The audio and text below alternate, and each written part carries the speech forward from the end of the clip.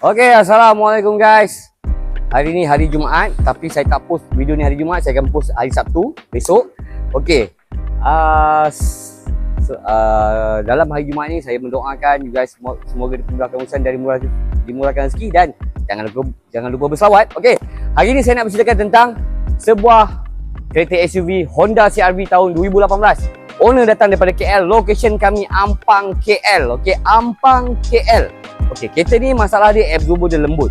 Dia lembut, bila customer datang, customer komplain, bagi tahu saya datang, saya test betul, memang lembut. And then, untuk confirmkan lagi, kita masuk dekat tester machine.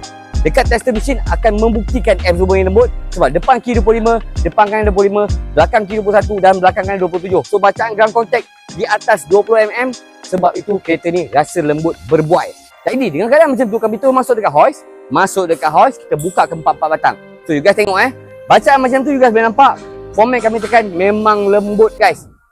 So sebab itulah dia tak boleh menampung keberatan CR-V ni. Jadi kami ambil sedikit masa untuk kita customkan absorber ni kepada 40% stiffer mengikut keberatan Honda CR-V. Jangan risau, takkan melompat, takkan melantul. Comfort you guys masih sedap, malah lebih better lagi.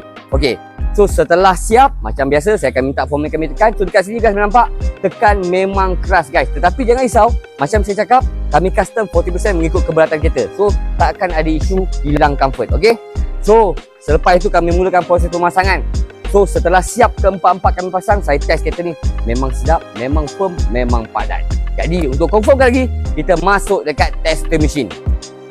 Jadi dekat tester machine membuktikan depan kiri 13, depan kanan 14, belakang kiri 17 dan belakang kanan 19. So bacaan ground contact di bawah 20mm, barulah kereta stable. So itulah dia cerita untuk Honda CR-V tahun 2018 model TME. So bagi guys kat sana menggunakan model yang sama, apa tunggu lagi? Cari saya, cara dia masuk dekat link bio saya. InsyaAllah kita settlekan. Jadi di kesempatan ini saya berdoakan you guys sekali lagi, semoga dipermudahkan dan dimurahkan rezeki pada hari Jumaat ni. InsyaAllah jumpa lagi dalam video seterusnya. Yang paling penting guys, kekalkan original absorber dan bye-bye. Assalamualaikum.